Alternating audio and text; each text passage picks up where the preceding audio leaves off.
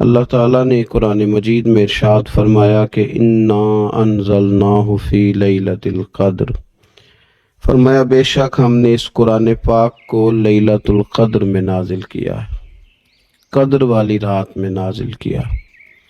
وما ادراک ما لیلۃ القدر، قرآن مجید کے انداز پر غور فرمائیں۔ فرمایا تم کیا جانتے ہو کہ لیلۃ القدر کیا ہے؟ تمہیں کیا خبر ہو کہ لیلۃ القدر کیا ہے؟ اس کی اہمیت دیکھیے۔ میں کہا کرتا ہوں کہ صرف اس ایک فکرے کو دیکھ لیا جائے، وما ادراک ما لیلۃ القدر، اور تم کچھ جانتے ہو کہ لیلۃ القدر کیا ہے؟ تمہیں کیا خبر کہ لیلۃ القدر کیا ہے؟ لیلۃ القدر 1000 مہینے سے بہتر ہے۔ ان آیات کو دیکھیں اور ساتھ نبی پاک صلی اللہ علیہ وسلم کا وہ فرمان دیکھیں جس میں حضور علیہ السلام نے فرمایا تمہارے پاس ایک مہینہ آ رہا ہے رمضان کا، اس میں ایک رات ہے جو 1000 مہینے سے بہتر ہے، اور یہ لفظ کتنے جھنجھوڑنے والے ہیں۔ حضور علیہ السلام نے فرمایا جو اس رات محروم رہ گیا وہ ہر نیکی سے محروم رہ گیا، جو اس رات محروم رہا محروم ہی رہ گیا۔ اتنی بڑی بات۔ فرمایا تنزل الملائکۃ والروح، اس دن فرشتے اور روح القدس یعنی جبریل امین اترتے ہیں، فیہا اس رات میں، بِإِذْنِ رَبِّهِمْ مِنْ كُلِّ امر، اپنے رب کے حکم سے ہر خیر کے کام کے لیے۔ سلام، یہ رات سلامتی والی ہے، ہی حتی مطلع الفجر، یہاں تک کہ فجر طلوع ہو جائے۔ سرے شام سے لے کر مغرب سے لے کر فجر تک یہ رات سلامتی والی۔ اس کو لیلۃ القدر اس لیے کہا جاتا ہے، ہمارے مفسرین فرماتے ہیں کہ اس دن قدر والی کتاب قرآن پاک قدر والے محبوب پہ نازل ہوئی اور قدر والی امت کی طرف بھیجی گئی۔ نبی پاک صلی اللہ تعالیٰ علیہ وسلم نے جب پرانی امتوں کی عمریں دیکھی، نہ کسی کی 1000 سال ہوئی، کسی کی اس سے زیادہ ہوئی، تو اللہ کے محبوب علیہ السلام کے دل مبارک میں یہ خیال آیا کہ میری امت کی عمریں تو بڑی تھوڑی ہوں گی، تو کیسے اتنی لمبی نیکیاں کر سکیں گے؟ تو اللہ تعالیٰ نے پھر لیلۃ القدر عطا فرمائی۔ گویا اس ایک رات میں جو آدمی نیکی کرے، 1000 دن نہیں۔ کتنا لوگوں کو شوق ہے کہ کوئی ایسا جیک لگے، یکدم میری ساری چیزیں بڑھ جائیں، اس پر بھی تو ذرا غور کرے نا۔ یہ ایک رات 1000 دن سے نہیں، 1000 مہینے سے افضل ہے۔ 1000 یکدم آپ کی نیکیوں کی عمر 1000 ماہ تک چلی جاتی، کتنی بڑی فضیلت کی بات ہے۔ میرے رسول کریم صلی اللہ تعالیٰ علیہ وآلہ وسلم خاص توجہ دلاتے، اس رات کے حوالے سے خاص توجہ دلاتے۔ اور یہ رات کب ہوتی ہے؟ صحیح حدیث میں موجود ہے، نبی پاک صلی اللہ تعالیٰ علیہ وسلم نے فرمایا کہ اسے رمضان کے آخری عشرے میں تلاش کرو۔ گویا یہ جو 5 طاق راتیں ہیں نا، 21ویں، 23ویں، 25ویں، 27ویں، 29ویں، ان طاق راتوں میں اس رات کو تلاش کرو۔ اس رات اللہ کے فرشتے نازل ہوتے ہیں۔ او نوجوانوں، 10 بجے تک سونے کی بات نہیں ہوئی، 9 بجے تک سونے کی بات نہیں ہوئی، 11 بجے اٹھنے کی بات نہیں۔ حضور فرمانے لگے میں نے سنا ہے کہ عشاء کی نماز پڑھ کے سو جاتا ہے اور فجر تک سویا ہی رہتا ہے، اسے چاہیے کہ تہجد کے وقت اٹھا کرے، اللہ کی بارگاہ میں حاضر ہوا کرے، آہوزاری کرے، سجدے کرے، عبادت کرے۔ اٹھتا ہے اور فجر میں جا کے اٹھتا ہے۔ حضرت جناب حفصہ رضی اللہ تعالیٰ عنہ کہتی ہے میں نے جناب عبداللہ ابن عمر کو پیغام دیا اور میں نے کہا میرے جوان بھائی سن۔ نبی پاک نے فرمایا ہے تو اچھا، پر تہجد میں نہیں اٹھتا، نفل نہیں پڑھتا۔ او میری ملت کے جوانوں، مزہ نہیں آ جاتا جب ساری دنیا سوئی ہو، ساری دنیا، اور بستر بھی گرم ہو اور نیند بھی پورا غلبہ کر رہی ہو، اور اچانک گھنٹی بجے دماغ میں، آنکھ کھلے، گھڑی پہ نظر پڑے، 3:30 4 بجے کا پیغام گھڑی بتائے، اور کوئی چڑھتی جوانی والا اٹھ کے وضو کرے، اور جب وہ مصلی کھول کے بچھائے تو مدینے والے محبوب کہتے ہیں کہ ہر نماز پہ رب ثواب دیتا ہے، اور جو اٹھ کے تہجد کی نماز پڑھے اسے دیکھ کے تو رب مسکراتا ہے، جو اس کی شان کے لائق ہے، جو اس کی شان کے لائق، وہ مسکراتا ہے، خوش ہوتا ہے کہ میرا بندہ تہجد میں اٹھ گیا، وہ مسکراتا ہے۔ کاش ہماری صبحیں کبھی اپنے مالک کے نام ہو جائیں، کاش کہ صبح حضرت ابو الحسن رحمت اللہ تعالی علیہ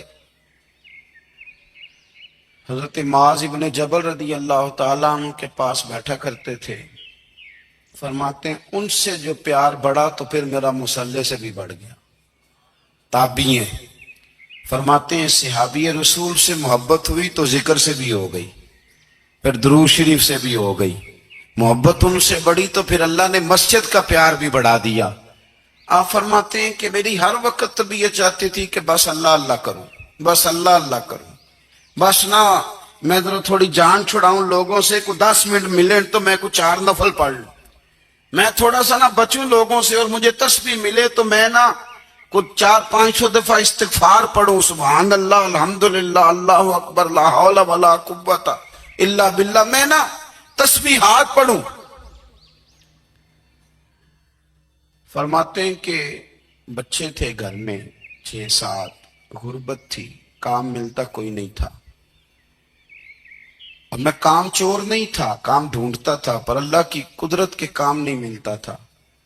فرماتے ہیں کہ میں نے ایک دن اپنی اہلیہ سے کہا کہ آج میں پھر جاتا ہوں کام ڈھونڈنے، تو میری بیوی بڑی فرما بردار تھی، پر اس دن نہ غربت کے ہاتھوں تنگ آ کے کہنے لگی آج نانا کوئی تو چیز لے کے آیا، تو مجھ سے بچوں کی بھوک نہیں دیکھی جاتی، یہ سب روگاں دا روگ محمد جس دا نام غریبی، کنڈ بلا کے لنگ جاندے نہیں دوست یار قریبی، آج نہ کچھ لے کے آیا تو میں بچے لے کے چلی جاؤں گی۔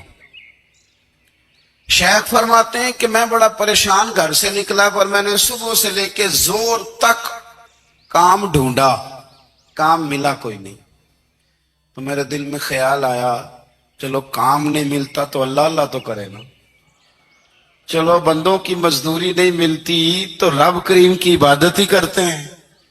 فرماتے ہیں کہ میں نے نا فرات کے پانی سے وضو کیا، نہر کے، شدید دھوپ تھی، ساتھ ریت تھی، اور ریت تپ رہی تھی، میں نے اپنا رومال وہیں مصلی کے طور پر بچھا لیا، اور فرماتے ہیں کہ زور سے لے کر عصر تک نماز پڑھی، دھوپ بھی پورے زور پہ، پر میرے سجدے کا ذوق بھی پورے زور پہ۔ فرماتے ہیں سورج بھی چمک رہا ہے اور رب کی عبادت کا ذوق بھی پورے زور پہ، میں سجدہ کروں تو پھر میرا اٹھانے کو جی نہ چاہے۔ میرے استاد لکھا کرتے تھے، یہ ان کا شعر ہے، وہ کہا کرتے تھے مجھے سوز دے، مجھے ساز دے، اور مجھے نیم شب کا نیاز دے، دم سجدہ خود کو میں توڑ دوں، مجھے ایسا ذوق نماز دے، اور میں تیری بہار کا پھول ہوں، میں کھلا بھی ہوں تو تیرے لیے، مجھے میری شاخ سے توڑ لے، مجھے اپنی زلف کا ناز دے۔ بھائی فرماتے ہیں کہ عصر تک میں نے نفل پڑھے، دل ڈھلنے لگا، عصر کی نماز پڑھی اور میں وہاں سے چلا۔ اب میں جب نکلنے لگا تو دل میں خیال آیا کہ چھوٹی چھوٹی دیواریں ہیں گھر کی، بغیر کچھ لیے جاؤں گا تو بیوی دور سے دیکھے گی تو شور کرے گی کہ پھر خالی ہاتھ آ گیا ہے۔ کہتے میں نے اپنے اسی رومال میں جس میں میں نے نماز پڑھی تھی نا، رومال میں کیا دے پنجابی صافہ، کہتے ہیں اسی میں نا میں نے کچھ ریت بھر لی کہ وہ دور سے دیکھے گی تو سمجھے گی کچھ لے کے آیا ہے، چلو جا کے اسے بتا دوں گا کہ آج پھر مزدوری نہیں ملی۔ کہتے ہیں وہ ریت لے کر جب میں گھر میں گیا تو پہلے بیوی دروازے پہ کھڑی ہوتی تھی، پوچھتی تھی خالی ہاتھ آ گئے ہو؟ آج میں نے دیکھا تو ہے ہی کوئی نہیں۔ فرماتے میں اندر داخل ہوا، سلام لی، ایک کونے میں نے وہ رومال رکھ دیا اور میں نے آواز دی کہ بھلی مانس کہاں ہو؟ تو وہ کہنے لگی آپ منہ ہاتھ دھو لیں، میں روٹی لے کے آئی۔ میں نے کہا روٹی کہاں سے آ گئی؟ یہاں تو کئی دنوں کے فاقے ہیں، تو کئی دنوں کی غربت ہے، یہاں تو اس گھر میں تو فقیری ہے۔ فرماتے ہیں کہ وہ روٹی لے کے آئی اور اس وقت کی جو موجودہ نعمتیں تھی، سمجھ لیں سلاد، اچار، ہر چیز ساتھ لائی۔ میں نے کہا کہ بچے کہاں گئے؟ کہنے لگی وہ کھانا کھا کے کھیلنے گئے، آپ کھانا کھا لیں آ جاتے۔ کھانا اس نے چن دیا۔ میں نے حیرت انگیز لہجے میں ساری نعمتیں اپنے دسترخوان پہ دیکھ کر کے بیوی سے پوچھا یہ کہاں سے آیا کھانا؟ بچوں کو تو نے کہاں سے کھانا کھلایا؟ یہ سارا کچھ کیسا ہے؟ تو کہنے لگی پتہ نہیں آج آپ کس کریم کی مزدوری کرنے چلے گئے تھے، پتہ نہیں کس کریم کی، میرے گھر میں تو اتنی نعمتیں آئی ہیں کہ مجھ سے سنبھالی نہیں جا رہی، اتنا اناج ہے، اتنا گندم ہے، کس کریم کے دروازے آج چلے گئے تھے؟ یہ کہتے کہتے وہ اٹھی اور اٹھ کر کے کہنے لگی پہلے بڑا کچھ آیا تھا، اب کیا لے آئے ہو؟ اور جا کر کے نا اس نے وہ ریت والا رومال کھولا، کہنے لگے میں تو لے کے آیا تھا ریت، تو میرے رب نے اسے بھی سونے اور ہیرے بنا دیا تھا۔ جب آپ کی توجہ اللہ کی جانب، میرے نبی پاک صلی اللہ تعالی علیہ وسلم نے فرمایا ہر چیز اپنے رب سے مانگ، ہر چیز مانگ، ہر چیز مانگ۔ یا رسول اللہ کیا کچھ؟ میرے محبوب نے فرمایا تیرے گھر میں نمک بھی ختم ہو جائے تو وہ بھی اپنے رب سے مانگا کر، تو مانگنا وہ تجھے دے گا، تو اس کی بارگاہ میں کشکول طلب دراز تو کرنا۔ اور ترمذی شریف میں عجیب لفظ ہے، رسول کائنات نے فرمایا، رب کریم فرماتا ہے جب میرا بندہ ہاتھ اٹھاتا ہے نا تو مجھے حیا آتی ہے کہ میں خالی کیسے لوٹا دوں اس کے۔ اتنے بڑے بادشاہ کی بارگاہ میں، او بھائی لوگوں سے عزتیں تلاش کرتے ہو تو وہ کیا تمہیں عزت دیں گے؟ وہ تو کل اچھا کہتے ہیں پرسوں برا کہنے لگ جاتے ہیں۔ لوگوں کے سامنے گڈ بک میں آنا چاہو گے تو وہ تو سویرے تمہارے بارے میں کچھ کہیں گے، شام کچھ اور کہیں گے۔ اپنی روحانی زندگی آباد کریں، اپنے مسلح کو وقت دیں، اور دنیا سے چھپ کر اس موبائل کو بند کر کے اور اپنے آپ سے بھی چھپ کے اور تنہا ہو کے چھپا کے سارا کچھ اپنے آنسو اپنے رب کی بارگاہ میں پیش کریں، اس کے حضور حاضری دیں۔ سنو نا ترمذی کی حدیث، اور اسے یاد رکھنا، نبی پاک علیہ السلام نے فرمایا اپنے دکھ لوگوں کے سامنے نہ بیان کر دو، سیٹھوں نوابوں کو نہ بتاتے پھرنا، دنیا داروں کے سامنے جا کے نہ رونا کہ میں تکلیف میں ہوں۔ فرمایا اگر دنیا داروں کو دکھ بتاؤ گے رب تمہیں کبھی غنی نہیں کرے گا، اور لوگ ہیں کہ الٹا مذاق اڑائیں گے۔ آپ کی جس سے بڑی پکی یاری ہے نا، پکی، وہ تب تک پکی ہے جب تک آپ نے 50,000 مانگا نہیں، اور جس وقت آپ نے کہہ دیا کہ میں مجبور ہوں میری مدد کر تو پھر ختم ہو گئی دوستی۔ لوگوں کی تعلقات آپ کے ساتھ تب تک ہیں جب تک آپ ان سے کوئی ضرورت وابستہ نہیں کرتے۔ کریم محبوب فرمانے لگے بندوں کے سامنے دکھ نہ بیان کرنا، اللہ تجھے کبھی غنی نہیں کرے گا، تو اپنے دکھ اپنے رب کو بتا، تو دعائیں مانگ، تو اس کی بارگاہ میں حاضر ہو، تو اس کے حضور عرض کر۔ فرمایا اپنے دکھ اپنے رب کو بتا، وہ جلدی کرے یا دیر سے کرے تجھے ساری دنیا سے بے نیاز کر دے گا، تجھے کسی کا محتاج نہیں رہنے دے گا۔ اپنے مسلح کو، اپنی دعاؤں، ایک بزرگ فرماتے میں نے دعا مانگنے کا طریقہ اپنی بیوی سے سیکھا۔ دعا مانگنے کا طریقہ اپنی، سیکھنے والے تو اپنے بچوں سے بھی سیکھ لیتے ہیں، سیکھنے والے تو ہر ایک سے سیکھتے ہیں۔ وہ کہتے ہیں میں نے دعا مانگنے کا سلیقہ اپنی بیوی سے سیکھا ہے۔ حضرت وہ کس طرح؟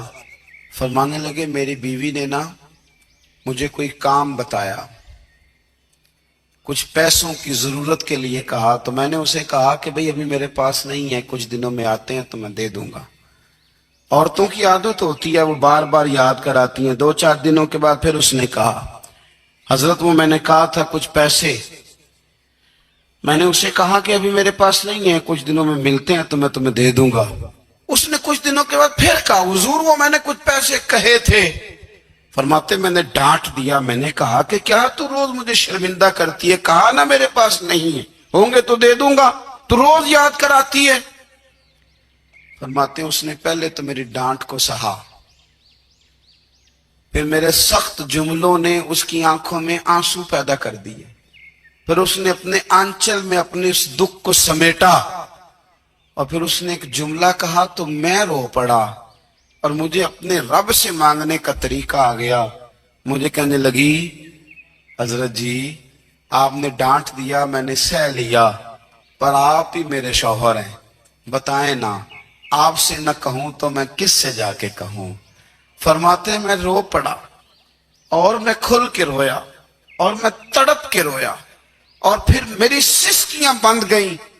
تو مجھے کہنے لگی آپ کو کیا ہوا؟ میں نے کہا مجھے بھی دعا مانگنی آ گئی ہے. جب میں اسے کہوں گا نا اللہ تو ہی میرا رب ہے, میں تجھ سے نہ کہوں تو میں کس سے جا کے کہوں؟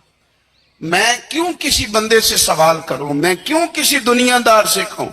میں تیرے بندوں کا, نیک بندوں کا وسیلہ لے کے, تیرے محبوب کی غلامی لے کے تیری بارگاہ میں آیا, تجھ سے نہ مانگوں تو کس سے مانگوں؟ سمجھ آ گئی ہے جب میں اس رنگ میں مانگوں گا تو پھر رب میرے اوپر بڑا ہی فضل فرمائے گا, وہ میرے اوپر بڑی رحمت کرے گا, وہ میرے لیے آسانیاں کرے. عزیز دوستو, ہم اس طرح کرنے لگ گئے ہیں کہ ہم نے نا اپنے تعلقات پر اعتماد کرنا شروع کر دیا ہے. میرے تعلقات بہت ہیں. ہم نے اپنی دولت پر اعتماد کرنا شروع کر دیا ہے, میرے پاس دولت بہت ہے. ہم نے اپنے علم پر, اپنی شہرت پر اعتماد کرنا شروع کر دیا ہے کہ میرے پاس فلاں چیز بہت ہے. یاد رکھنا, جب بے نیاز اپنی صفت بے نیازی دکھاتا ہے تو بڑی بڑی دولتوں والے مجبور نظر آتے ہیں. بھائیو, جب انسان کا رشتہ اپنے مالک کے ساتھ ہوتا ہے پھر تو غم بھی کچھ نہیں کہتے, پریشانیاں بھی کچھ نہیں کہتی, پھر تو زندگی صبر والی, پھر تو زندگی توکل والی, پھر تو زندگی بھروسے والی.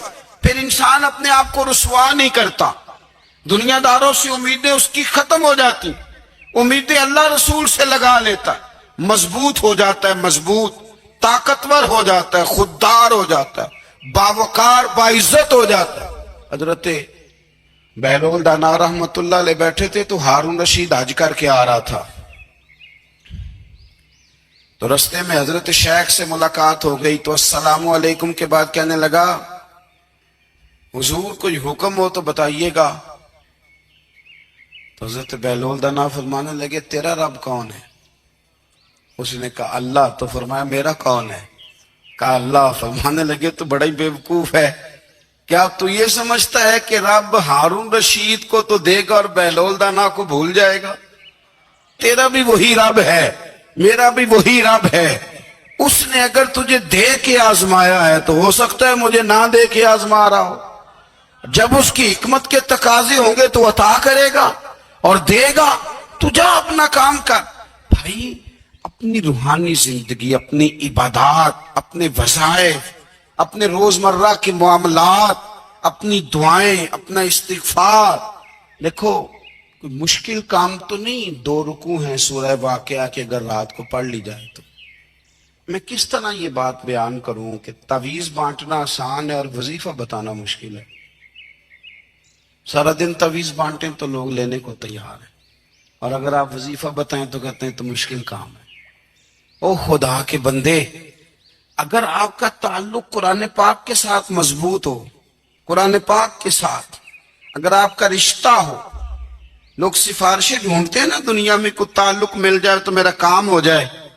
دنیا میں اتنا مشکل معاملہ ہے, آخرت میں مجھے بتائیے گا کتنا مشکل معاملہ ہوگا.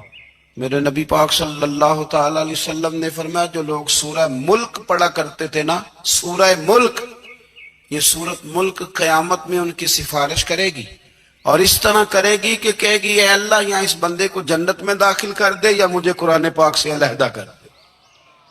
تو رب فرمائے گا جا اس کا دامن تھام کے اسے جنت تک پہنچایا. آپ بات کو سمجھیں, جب آپ کے تعلقات اپنے معاملات کے ساتھ مضبوط ہوں گے, یہ نبی کریم نے وعدہ کیا ہے کہ تو سورت واقعہ پڑھ تیرے گھر میں فاقہ نہیں آئے گا. حضرت عبداللہ ابن مسعود رضی اللہ تعالیٰ عنہ بیمار تھے تو حضرت عثمان غنی رضی اللہ تعالیٰ عنہ تیمارداری کے لیے تشریف لے گئے اور جا کر کے کہا کہ آپ بڑے بیمار ہیں، آپ کی بیٹیاں زیادہ ہیں، میں چاہتا ہوں کہ خزانے میں سے کچھ مدد کروں۔ تو سیدنا عبداللہ ابن مسعود رضی اللہ تعالیٰ عنہ اٹھ کے بیٹھ گئے اور کہنے لگے امیر المومنین، اللہ آپ کو میری طرف سے، میری بیٹیوں کی طرف سے بہتر صلہ دے، میری بیٹیوں کو کسی خزانے کی ضرورت نہیں، میں نے انہیں خزانہ دے دیا ہے۔ کہا جناب آپ نے کون سا خزانہ دیا ہے، میں آپ کے مالی معاملات کو جانتا ہوں۔ تو فرمانے لگی امیر المومنین، میرے نبی کریم نے فرمایا ہے جو سورت واقعہ پڑھے اسے کبھی فاقہ نہیں آتا، میں نے بیٹیوں کو یاد کرا دی ہے، یہ خزانہ میں نے انہیں دے دیا ہے۔ وہ سارے والدین سنیں جو بیٹیوں کے لیے پریشان رہتے ہیں۔ حضرت عبداللہ ابن مسعود نصیحت کر رہے ہیں، فرمانے لگے میں نے سورت واقعہ یاد بھی کرا دی ہے، پڑھنے کی عادت بھی ڈال دی ہے۔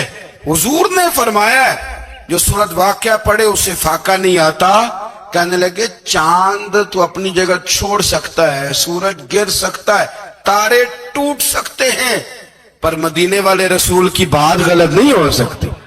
حضور نے فرمایا فاقہ نہیں آئے گا تو انشاءاللہ کبھی بھی نہیں آئے گا۔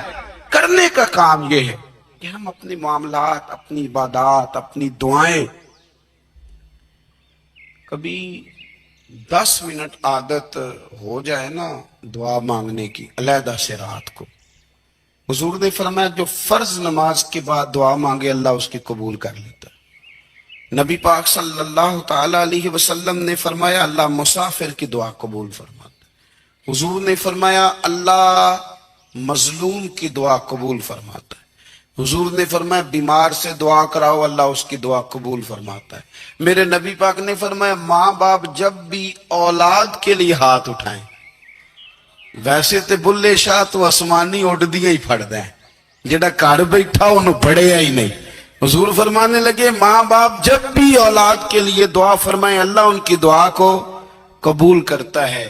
آپ اپنا تعلق بنائیں دعا کے ساتھ، عبادت کے ساتھ، مصلی کے ساتھ رشتہ بنائیں، استغفار پڑھیں۔ صلاح الدین ایوبی صلیبی جنگوں میں تھے، رات کو مسجد اقصی میں نماز پڑھی تو پریشان تھے۔ ایک بزرگ سے ملاقات ہوئی تو وہ کہنے لگے کہ آپ بڑے پریشان ہیں۔ کہنے لگے حضور پریشان اس لیے ہوں کہ پہلے ہی مسلمان کمزور ہے، اب میں نے سنا ہے دشمن کا ایک بحری بیڑا وہ جنگی سامان سے بھرا ہوا آ رہا ہے، تو اب ان کے پاس اور تلواریں اور نیزے آ جائیں گے، مسلمانوں کے پاس پہلے ہی وسائل کی کمی ہے، پریشان ہو کس طرح کر کے مقابلہ کریں گے۔ یہ بات کہتے ہی صلاح الدین ایوبی نے بزرگوں سے کہا حضور آپ بھی دعا کرنا، دعا کی بڑی طاقت ہے۔ میرے نبی پاک نے فرمایا دعا مومن کا ہتھیار ہے، دعا مومن کا۔ حضور نے فرمایا تقدیر کو سوائے دعا کے کوئی چیز نہیں بدل سکتی، دعا مومن کا ہتھیار ہے، یہ کافر کے پاس کوئی نہیں، یہ ہتھیار ہے مومن کا۔ اللہ کرے آپ کو سمجھ آئے، پھر سنیں کئی بار کہہ چکا ہوں یہ ہتھیار ہے۔ کافر کے مقابلے میں جو تیرے پاس سب سے بڑا ہتھیار ہے وہ دعا ہے۔